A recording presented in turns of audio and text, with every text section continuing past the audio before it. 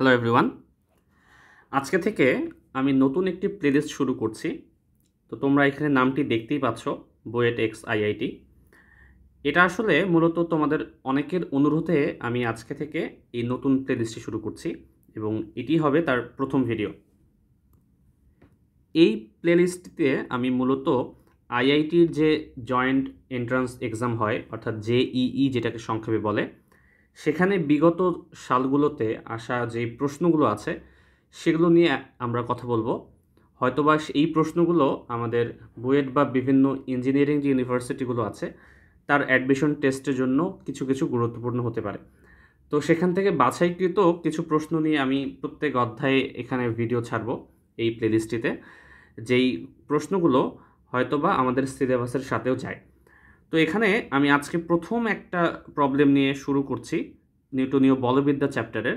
এটা হচ্ছে problem number 1। তো এইভাবে করে প্রত্যেক চ্যাপ্টারের হচ্ছে আমরা বিভিন্ন ধরনের প্রবলেম নিয়ে এক এক ভিডিওতে এক এক প্রবলেম নিয়ে কথা বলবো, সেগুলোর বেসিক্স নিয়ে কথা বলবো এবং সেটাকে কিভাবে অ্যাপ্রোচ করা যায়, কিভাবে আমাদের প্রশ্নে যদি আসে তাহলে আমরা কি ওই সময়ের মধ্যে, যেটা আমরা এক একটা প্রশ্নের জন্য হয়তো বা 2.5-3 মিনিট করে সময় পাই, ওই সময়ের মধ্যে কি আমরা আসলে এটাকে ক্যালকুলেট করে আনসার করতে পারবো কিনা, তো সেই প্রশ্নগুলো নিয়েই আমি আসলে ডিসকাস করবো এখানে।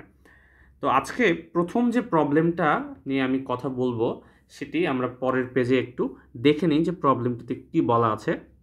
তো এই প্রবলেমটি শুরু করার আগে, তোমরা ভিডিওটি শুরু করার আগে আমি তোমাদেরকে রিকমেন্ড করব এই ভিডিওটাকে একটু পজ করো, একটু কোয়েশ্চেনটি দেখো, দেখে নিজে আগে চেষ্টা করো যে তুমি এই অধ্যায়ের যে কনসেপ্টগুলো এখন পর্যন্ত জানো সেগুলোকে ব্যবহার করে তুমি কি আসলে এটাকে সলভ করতে পারছো কি না। দেন যদি মনে হয় যে সলভ করে ফেলেছো অথবা করতে পারছো না, দেন হচ্ছে তুমি আমার এই ভিডিওটি দেখো, দেখে আশা করি এটা কীভাবে সলভ করা যায় সেটা বুঝতে পারবে। তো তোমরা যারা এটাকে আনসার করতে চাচ্ছ তারা পজ করো ভিডিওটিকে, নিজেটা আগে ট্রাই করো, দেন না হয় তোমরা এটাকে আমার ভিডিওটা দেখে সলভ করার চেষ্টা করো। আজকের প্রথম প্রশ্নটি নিউটনীয় বলবিদ্যা চ্যাপ্টারের সাথে সম্পর্কযুক্ত।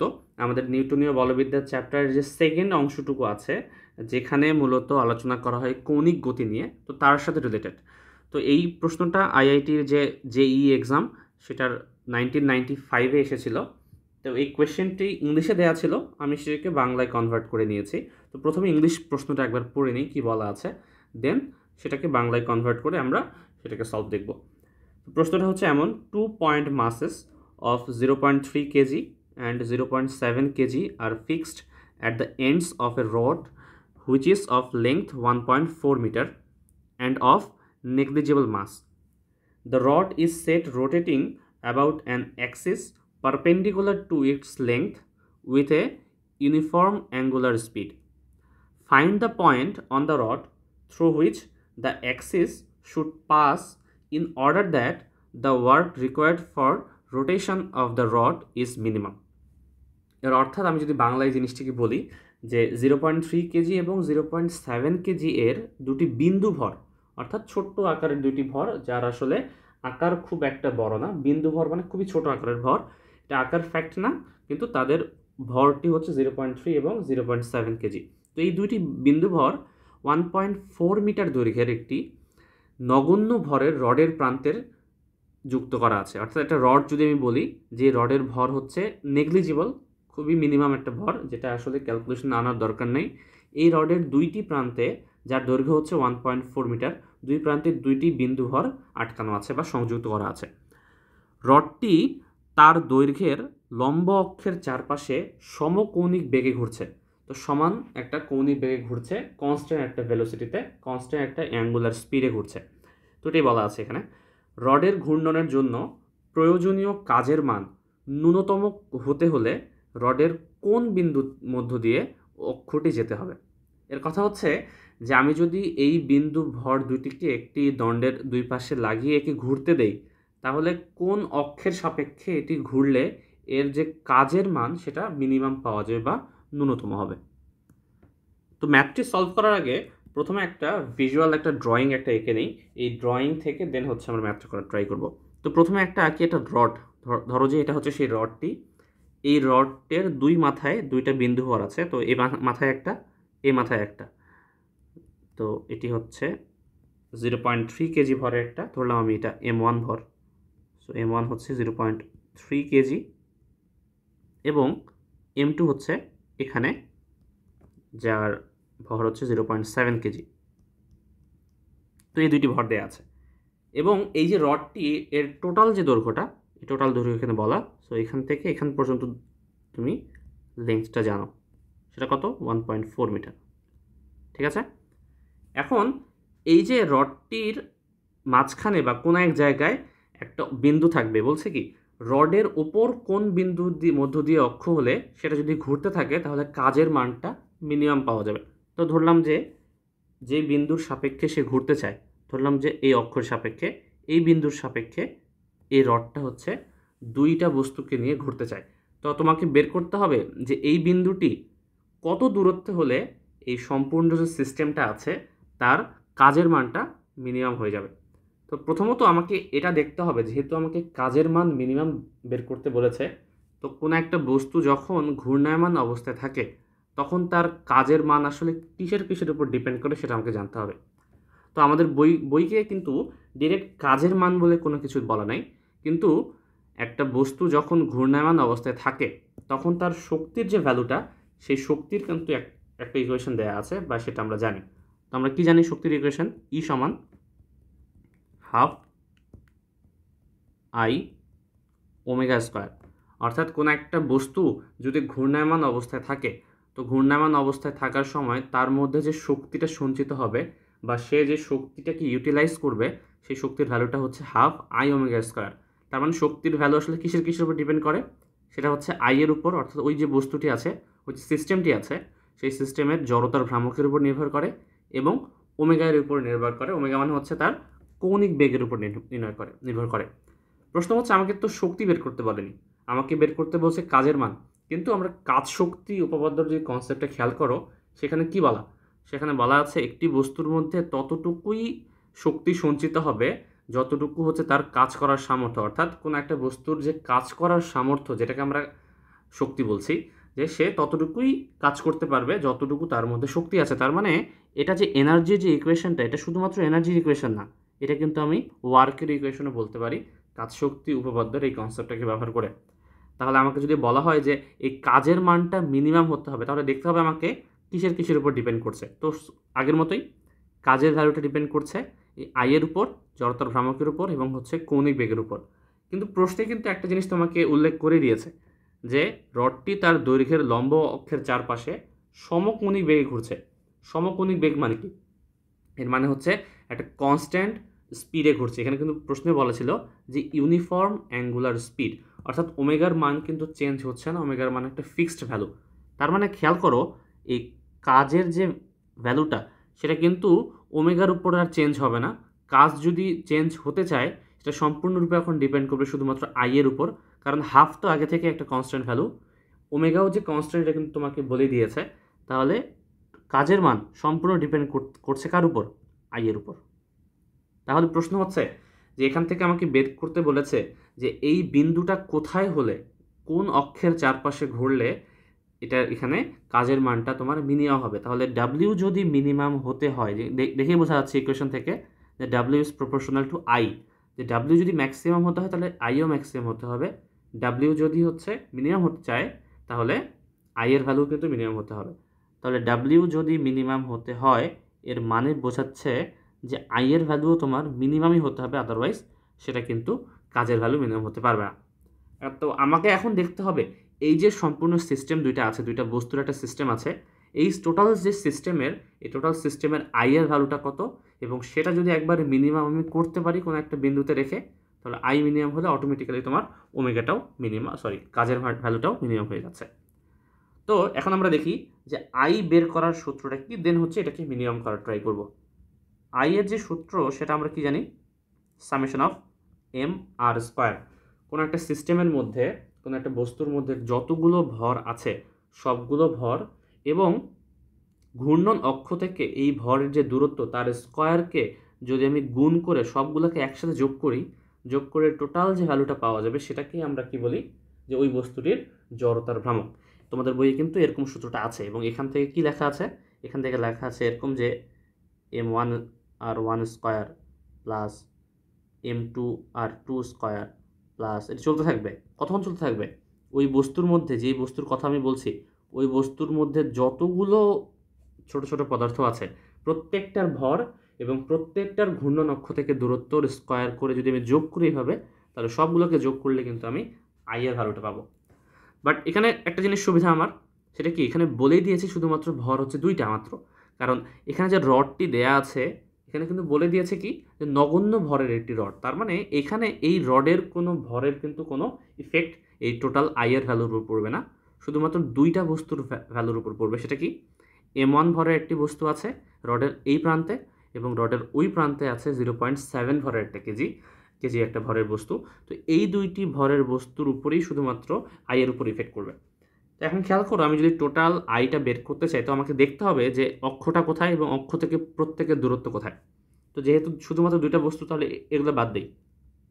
আমি যদি শুধুমাত্র এই সিস্টেমের জন্য আই মান বের করতে চাই, তাহলে M1 R1 square plus M2 R2 square করলেই হয়ে যাচ্ছে, কারণ বস্তুই মাত্র 2টা, অসংখ্য বস্তু নাই।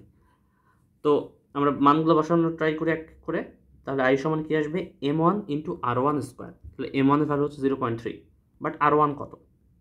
তো এটাই তো তোমাকে বের করতে বলেছে যে কাজের মান ন্যূনতম হতে হলে রডের কোন বিন্দুতে অক্ষটি হতে হবে, যে ঘূর্ণন অক্ষটা আছে। আমি তো ধরে নিয়েছি ঘূর্ণন অক্ষটা এই বিন্দুতে, বাট এই বিন্দুটা কোথায়? তো এটা বের করার জন্য আমরা কল্পনা করে নিই যে এই যে ঘূর্ণন অক্ষটা, এই ঘূর্ণন অক্ষের দূরত্ব 0.3 কেজি যে ভরটা আছে সেখান থেকে এক্স মিটার দূরে। তাহলে এই ঘূর্ণন অক্ষ থেকে এই বস্তুর দূরত্ব কতটুকু হবে? যেহেতু সম্পূর্ণ রডের দূরত্ব তোমাকে বলে দিয়েছে 1.4, তাহলে এখান থেকে এতটুকু দূরত্ব হচ্ছে 1.4 মাইনাস এক্স, মানে এতটুকু আমি এক্স ধরে নিয়েছি। তাহলে দেখো ঘূর্ণন অক্ষ থেকে 2টা বস্তুরই কিন্তু তুমি একটা রেডিয়াসের মান অর্থাৎ দূরত্বের মান পেয়ে গেলে। তাহলে সেখান থেকে আমরা এখানে বসিয়ে দিই আই এর ভ্যালুটাতে, যে আই সমান হচ্ছে M1 এর পরিবর্তে 0.3, এবং ঘূর্ণন অক্ষ থেকে ওই বস্তুর দূরত্ব কত, এক্স আমি ধরে নিয়েছি, তাহলে এক্স স্কোয়ার। সিমিলার ওয়েতে M2 সমান কি বলবো আমি, 0.7, এবং R2 হচ্ছে ঘূর্ণন অক্ষ থেকে ওই বস্তুর যে দূরত্ব সেটা হচ্ছে 1.4 মাইনাস এক্স হোল স্কোয়ার। তো এখন আমি কাজ করব, সেটা হচ্ছে এটাকে সূত্র অ্যাপ্লাই করে একটা ইকুয়েশন আকারে জেনারেট করব। তো ইকুয়েশনটা জেনারেট করি, কত আসে, 0.3 এক্স স্কোয়ার, এখান থেকে গুণ করে দিই, এটাকে 0.7 আকারেই রাখি, এবং এখানে a মাইনাস বি হোল স্কোয়ারের সূত্র অ্যাপ্লাই করি। এটা আসবে হচ্ছে 1.96 minus 2.8x plus x square. তো আবার 0.7-এর সাথে সবাইকে গুণ দিয়ে দিই, কত আসে দেখি, এটা আসে 0.3x স্কোয়ার প্লাস 0.7-এর সাথে 1.96 গুণ দিলে আসে 1.372, এরপরে আসে হচ্ছে 1.96x প্লাস 0.7x স্কোয়ার। তো 0.7 আর 0.3 যোগ করলে একবারে চলে আসে এক্স স্কোয়ার, এবং এখানে আসে 1.96x প্লাস 1.372। তো দেখো এখানে আই এর একটা ভ্যালু চলে আসলো, আই এর একটা ভ্যালু তো না, ইকুয়েশন চলে আসলো।